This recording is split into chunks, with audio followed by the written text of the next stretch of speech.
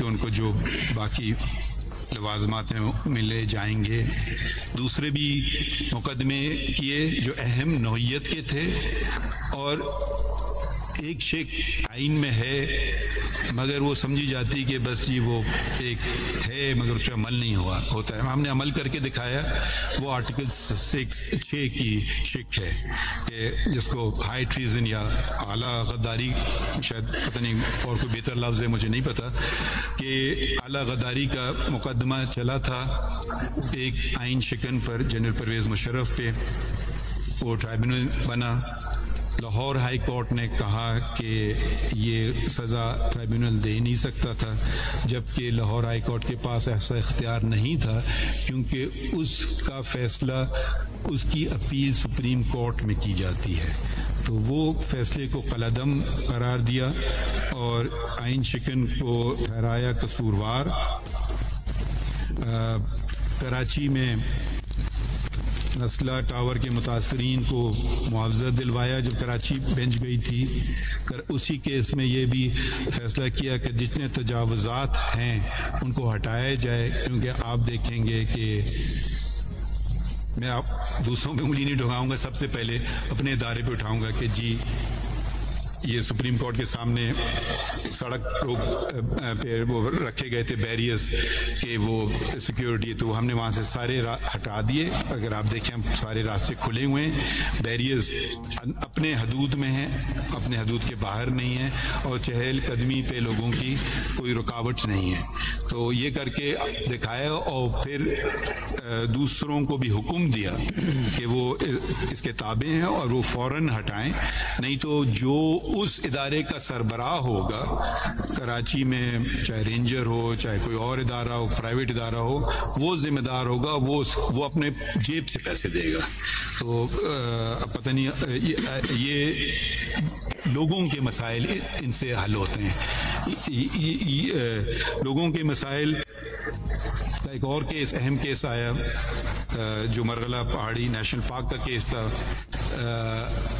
یہ جو کیسز ہیں یہ بہت اہمیت کے ہیں، اس لیے کہ اب جو سمجھا جا رہا ہے کہ ہم یقیناً ہر کیس اہمیت کا ہوتا ہے مگر کچھ کیس ہوتے ہیں جن کا ایفیکٹ بہت وسیع ہوتا ہے، تو وہ بھی ہم پورا کریں، کیونکہ نہ صرف یہ نسل بلکہ آئندہ والی نسلیں.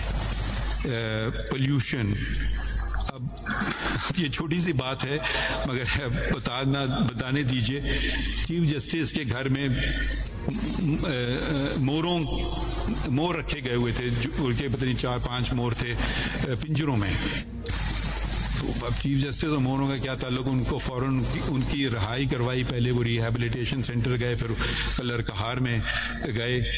تو میرے خیال میں کہا جاتا ہے نا کہ جنگل میں مور نہ جا کس نے دیکھا، جنگل ہی میں موروں کو ناچنے دیں تو بہتر ہے میرے خیال میں. دوسرے اداروں کی طرف بھی ہم نے توجہ دی. وفاقی judicial academy, federal judicial academy کو مؤثر بنایا. اس کی پہلی میٹنگ جس کا میں چیئرمین ہوں وہ کی. تمام چیف جسٹسز اس کے ممبران ہیں، لا منسٹر اس کے وائس چیئرمین ہیں، سب نے اس میں شرکت کی، اس کو فعال ادارہ بنایا ہے اور اب وہ ایک فعال ادارے کے طور پر چل رہا ہے. دوسری جو چیز ہم نے کی کہ ایک کہتے ہیں نا کیس مینجمنٹ پلان، ہم نے ایک کمیٹی بنائی کیس مینجمنٹ پلان کی، اور اس میں سینئر پیونی جج جسٹس منصور علی شاہ اور جسٹس منیب اختر صاحب کو ممبر بنائے. اور مگر یہ کمیٹی یہ میں پڑھ ہی دیتا ہوں. منصور علی شاہ صاحب نے یہ اپنی رپورٹ دی، یہ میں پڑھ دیتا ہوں اس سے ایک حصہ. In view of the significant backlog of cases and no effective case management policy in place at the court, a committee was constituted comprising of Justice Syed Mansoor Ali Shah and Justice Munib Akhtar and tasked by the full court with the responsibility to suggest a smart case management plan to address the backlog as well as to provide a sustainable strategy for the future. The committee worked on the case management plan but consensus could not be arrived at between the members members of the committee. Therefore, it was decided the members will submit their independent case management plans. شاہ صاحب نے دے دیا, منیب اختر صاحب کا ابھی ملا نہیں ہے, مگر اس کے باوجود جو میں نے آپ کو اقدام بنائے ہیں, بہت سارے اقدام ہم نے لے لیے ہیں جو کہ بہتری لائے سسٹم میں. اس کے علاوہ آپ جو ایک انگریزی میں مائل سٹون کہتے ہیں کہ سپریم کورٹ قانون کہتا ہے کہ 16 ججز اور ایک چیف جسٹس پہ مشتمل ہے, یعنی کہ 17 ججز. یہ سپریم کورٹ کئی سالوں سے پورا نہیں تھا, تو اس میں ہم نے ججز پورے کیے, یعنی کہ اپوائنٹ جوڈیشل کمیشن کے ذریعے سے. یہ جوڈیشل کمیشن کو اس کا اعزاز جاتا ہے, مجھے نہیں. جب یہ ججز پورے ہو گئے تو بلکہ پہلے ہم نے فیصلہ کیا تھا کہ اتنے کیونکہ کیسز ہیں, اب ان کو کم بھی تو کسی نے کرنا ہے. ہم آخر کار کیسز اسی وقت ہوں گے جب ججز کورٹ میں بیٹھ کے ان کے فیصلے کریں. آپ کوئی بھی دنیا کا بھی پلان بنا لیں, مگر ایک ہی طریقہ کار ہے, سننا ہے اور فیصلے کرنا ہے, چاہے کتنی دیر ہو جائے کورٹ میں بیٹھنے کے. جب تک یہ نہیں کیا جائے گا صرف پلانز سے کیسز کم نہیں ہوں گے, ججز کو بھی کام کرنا ہے. تو یہ میں اپنے آپ پہ بھی انگلی اٹھا رہا ہوں کہ کوشش کی جائے کہ تمام کاز لسٹ ختم کی جائے, وہ کیسز کو کم سے بہت ہی کوئی وجہ ہو, خاص وجہ ہو تو اس کو اس میں تاریخ دی جائے, ورنہ مگر عام جیسے تاریخ لی جاتی ہے سپریم کورٹ میں, ہم نے یہ رواج شروع کیا ہے کہ تاریخیں ملنے کا رواج ختم کر دیا ہے. اور اب کوئی کبھی کبھی بیماری وغیرہ فوتگی ہو جاتی ہے, کرنا پڑتا ہے, میں اس کے علاوہ کیس جس دن لگیں اس دن چلیں. اور ہم بھی, میں جج صاحبان کو بھی درخواست کروں گا کہ وہ چلائیں.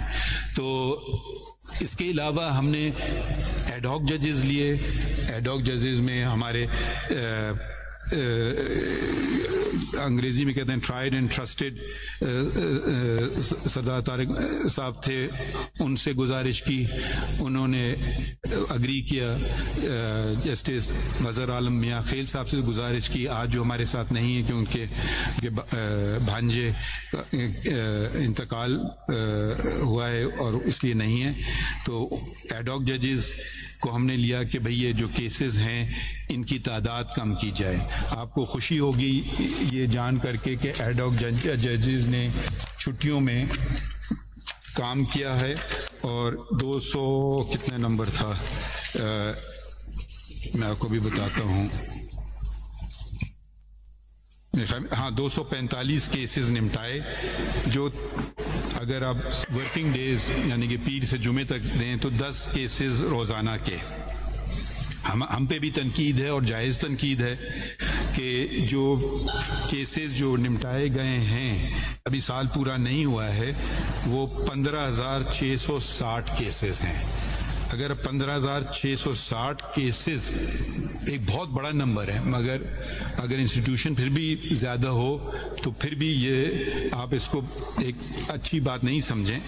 تو یہ تقریباً بڑھتے ہیں 44 کیسز دن کے, اور اس 44 کیسز دن کے, اور یہ جو میں نے ضرب دیا ہے, میں نے چھٹیاں اس میں نکالی نہیں ہیں, ہفتہ اتوار اس میں سے نکالا نہیں ہے, سرکاریاں چھٹیاں اس میں سے نکالی نہیں ہیں. یہ ہم نے صرف 356 ڈیز پہ اس کو ڈیوائیڈ کیا ہے, اور اگر یہ ساری چیزیں نکال کے جائیں تو یہ 44 کا نمبر بڑھے گا کافی.